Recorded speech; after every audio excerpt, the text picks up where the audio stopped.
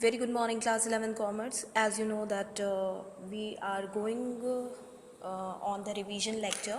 So as you know that we have completed lecture number 1 of chapter number 1 of business studies, that is nature and purpose of the business. Today we are on the lecture number 2 where we are going to understand what are the classification of business activities. As you know there are two kinds of activities. Activities क्या होता है, कोई भी काम, okay तो मैंने आपको बताया था कि दो तरीके की एक्टिविटीज़ होती है। नंबर 1 होती है इकोनॉमिक एक्टिविटी और नंबर 2 होती है non economic activity. Economic activity वो एक्टिविटी होती है जो कि जिसमें आपको कुछ पैसा मिलता है, जो आप पैसे के लिए करते हो, जहाँ पे कोई पैसे का लेन देन होता है, ठीक है। नॉन इकोनॉमिक एक्टिविटीज़ वो होती हैं जो कि आप अपने पर्सनल सेटिस्फेक्शन के लिए करते हो, जैसे किसी को आपने डोनेट कर दिया पैसा या फिर कोई भी सामान या अपनी दुकान का कोई सामान, that is non economic activity, या आपने किसी की हेल्प कर दी। तो अब यहाँ पर जो एक्टिविटीज़ की बात हो रही है वो टोटली जो हो रही है वो इकोनॉमिक एक्टिविटीज़ के बारे में बात करिए। तो बिजनेस एक्टिविटीज़ दो पार्ट में डिवाइडेड है, that is industry and second one is commerce. Industry में ये समझ लो कि कोई भी सामान जहाँ प्रोड्यूस हो रहा है, कोई भी रॉ मटेरियल, कुछ भी कच्चा सामान लाकर उसका कुछ यूज़फुल प्रोडक्ट बनाया जा रहा है, तो वो इंडस्ट्री का पार्ट होता है। जहाँ पे कुछ बन रहा हो जिसको हम इन फ्यूचर में बेच सके, जो किसी के यूज़ में आ जाए, वो सब आता है इंडस्ट्री का पार्ट। जैसे बिस्किट फैक्ट्री हो गई, ठीक है। अब कॉमर्स क्या होता है? कॉमर्स वो चीज़ें होती है it include all those activities which are concern with removing all the hindrances in the movement of goods from the manufacturer to the consumer. अब आप एक चीज़ सोचो कि आपके पास बिस्किट फैक्ट्री है, आपने बिस्किट बनवा दिए, ओके, आपके पास इंडस्ट्री है, लेकिन बिस्किट्स को दुकान तक जाने के लिए you need transportation, you need some people जो आपकी चेन बनवाए, जो आपके प्रोडक्ट को वहाँ तक पहुँचवाए, जो आपका मार्केट क्रिएट करे। तो वो सारी चीज़ें जो सर्विसेज आती हैं वो आती हैं, जैसे ट्रांसपोर्टेशन हो गया, वेयर हाउसेज हो, वेयर हाउस मतलब सामान जो बन रहा है आपके यहाँ, प्रोडक्ट जो बन रहे हैं उसको रखने के लिए भी तो कोई जगह चाहिए, तो वो सब आता है कॉमर्स में, वेयर हाउसिंग वगैरह। नेक्स्ट वन, अब बारी आती है इंडस्ट्री। इंडस्ट्री के बारे में आप लोग को पता चल गया है कि इंडस्ट्री क्या होती है। अब इंडस्ट्री 3 पार्ट में डिवाइडेड है। Number 1 is primary, then secondary, then tertiary. Primary, secondary and tertiary. Primary पे आ जाओ। प्राइमरी में कोई भी चीज़ जो कि एक्सट्रैक्शन या production of natural resources and reproduction and development of living organism and plants. Primary में वो चीज़ें होती है जो नेचर से हमको मिलती है, जैसे किसी के पास ऑयल माइन है, ठीक है, कोल माइन है, जहाँ कोयले का खदान हो रहा है, तेल का खदान हो रहा है, ठीक है। उसके अलावा जो फार्मर्स हैं वो खेती कर रहे हैं, तो ये सब किस में आ गया? ये आ गया प्राइमरी में। अपार्ट फ्रॉम दैट किसी का अगर पोल्ट्री फार्म है, आपको पता है पोल्ट्री फार्म क्या होता है? जहाँ पे मुर्गी पालन होता है, अंडे निकलते हैं वहाँ पे, तो ये सब आता है आपके प्राइमरी इंडस्ट्री में, जो नेचर से डायरेक्ट मिलता है। डेयरी हो गया, फार्मिंग हो गया, आपका ऑयल माइन, कोल माइनिंग, ये सब चीज़ें आती हैं प्राइमरी इंडस्ट्री में। Next one is secondary industry, processing the material got in the primary industry. अब जैसे प्राइमरी इंडस्ट्री में आपने फार्मिंग करी, किस चीज़ की? कॉटन की करी। कॉटन अब डायरेक्टली थोड़ी ना खेतों में से लाते हैं और हम यूज़ करने लग जाते हैं, नहीं, उसको हम भेजते हैं सेकेंडरी इंडस्ट्री में। ऐसे ही अगर सिल्क इंडस्ट्री की बात करें तो सिल्क वॉर्म पहले आप रखते हो, उनको प्रिजर्व करते हो, उसके बाद सिल्क वॉर्म से सिल्क बनता है, तो वो यहाँ पे प्राइमरी इंडस्ट्री में सिल्क वॉर्म रख लिया, ठीक है, ताकि हम सिल्क क्लॉथ बना सके। सेकेंडरी इंडस्ट्री में वो सिल्क क्लॉथ बन के आता है, जो रॉ मटेरियल यहाँ से आएगा वो सेकेंडरी इंडस्ट्री में बनेगा। Next one is tertiary industry, support services to primary and secondary industry, transport, banking, communication, packaging and advertising. Okay, अब जैसे आप लोगों को पता है कि यहाँ पे हमने एग्जाम्पल लिया कि यहाँ पे सिल्क रियरिंग हो रही है, उसके बाद यहाँ पे सिल्क का कपड़ा बन गया है। अब सिल्क का कपड़ा बेचने के लिए भी तो you need market, you need transportation, you need warehouses, you need marketing expert, ये सब आ गया आपका टर्शरी इंडस्ट्री में। इसमें banking, communication, packaging and advertisement आएगा। तो आई होप आपको इतना समझ में आ गया होगा।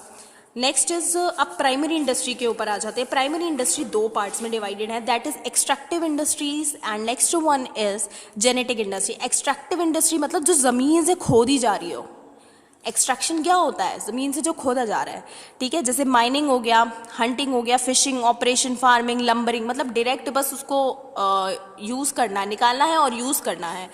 जेनेटिक इंडस्ट्रीज़ क्या होता है? जहाँ पर हम जानबूझकर यूज़ करते हैं, जैसे these industry remain engage in breeding, मतलब हमेशा ब्रीड कराने पे प्लांट्स और एनिमल्स को लगे रहते हैं।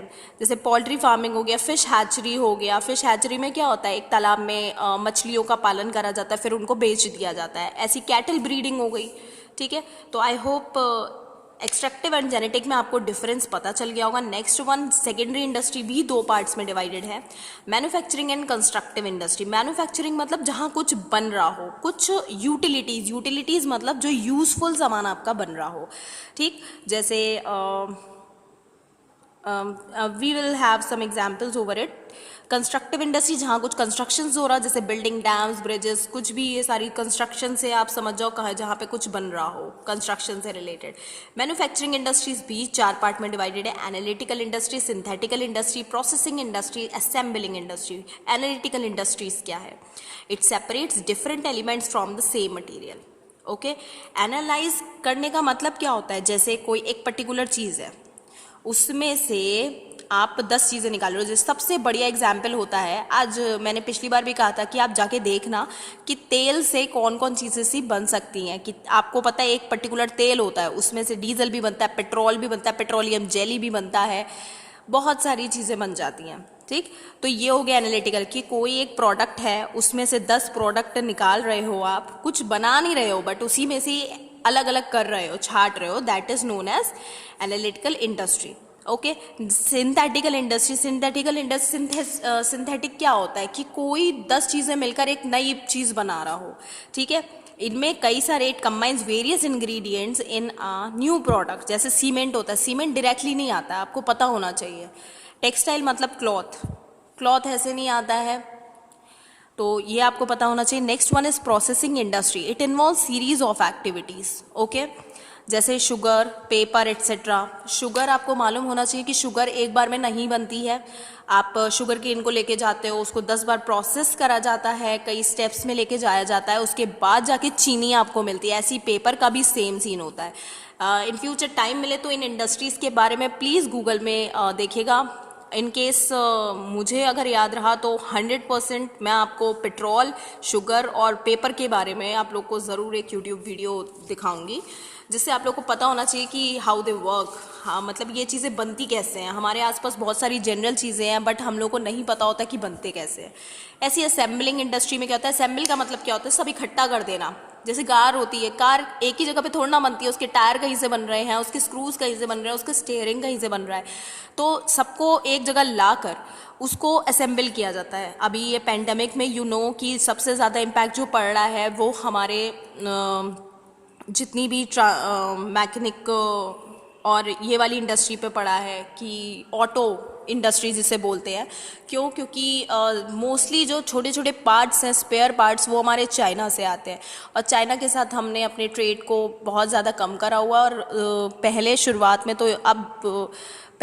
में तो ये था कि जस्ट बिकॉज वहाँ पे ये वायरस बहुत ज़्यादा फैला हुआ था, इसलिए फॉर द प्रिकॉशनरी लेवल वहाँ से ट्रेडिंग कम हो गई थी।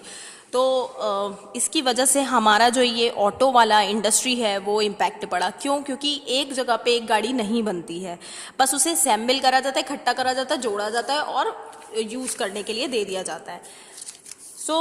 यहाँ तक हमने पढ़ लिया इंडस्ट्री के बारे में। इंडस्ट्री के 3 पार्ट्स होते हैं, again primary, secondary and tertiary. Primary industries के 2 पार्ट होते हैं, that is extractive and second one is genetic. Secondary industry में manufacturing industry and next one is construction industry. Manufacturing में analytical industry, synthetical industry, processing industry and assembling industry. Okay, next one is commerce. Commerce के बारे में मैंने आपको बताया था कि ये सारी वो हेल्पफुल सर्विसेज होती हैं जिसकी वजह से हम अपना जो सामान हमने बनाया होता है वो हम बेच पाते हैं। ओके, इनमें सारी सर्विसेज आती हैं मोस्टली। तो कॉमर्स 2 पार्ट में डिवाइडेड है, that is trade and second one is auxiliaries to trade. Trade का मतलब क्या होता है? Buying and selling of goods in terms at trade. It helps in making the goods produced available to the ultimate users.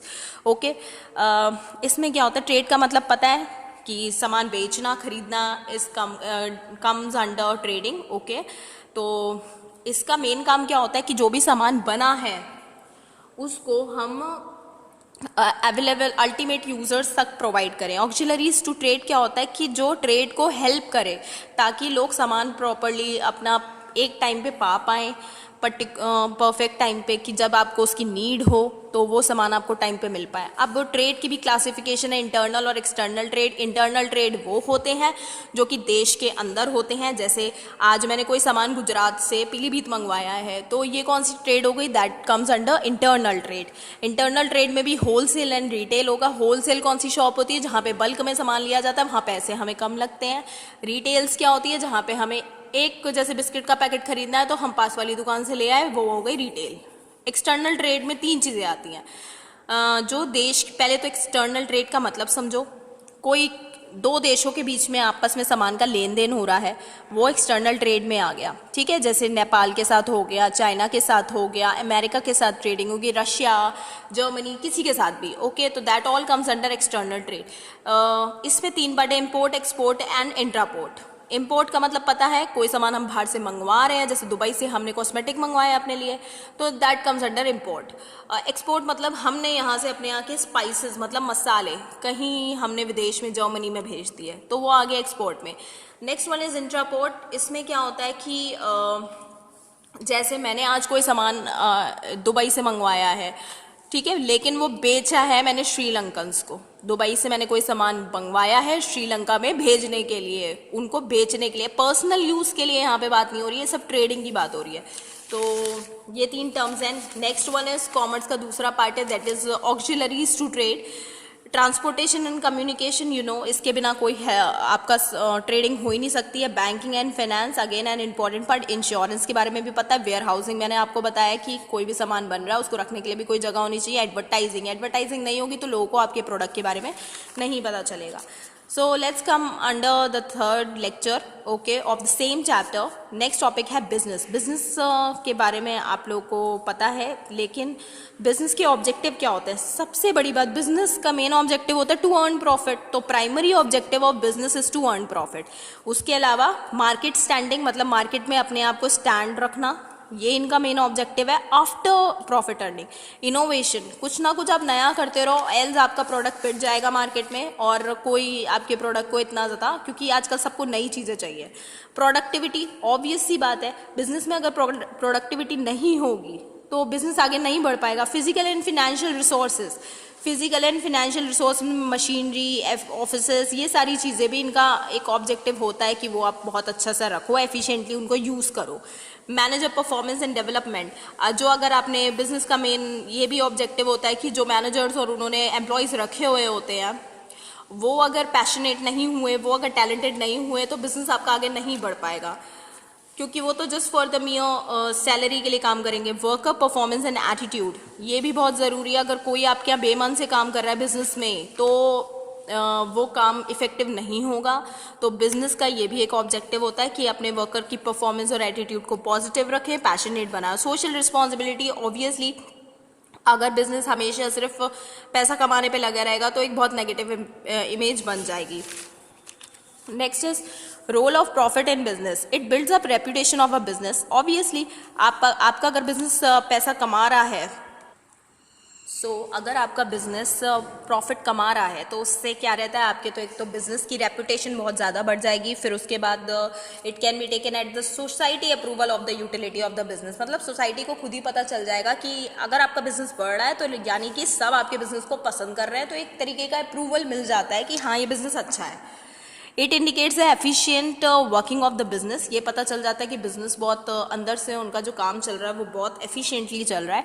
It is the source of income for the business person, income भी होती है जो business जिन्होंने शुरू करा, अगर उनका business में प्रॉफिट आ रहा है तो उनके लिए इनकम हो गई। It can be the source of finance for meeting expansion and requirement of the business, अगर आपकी छोटी सी दुकान बहुत चल जाती है तो आप उसको एक्सपेंड करोगे। ओके, तो ये है रोल ऑफ प्रॉफिट। उसके अलावा next one is, I think students, that's all for today. We will discuss the next topic in your next coming lectures. Okay, I hope आपको ये सब समझ में आया हो, और in case अगर आपको कोई प्रॉब्लम हो तो please do ask me. Thank you very much.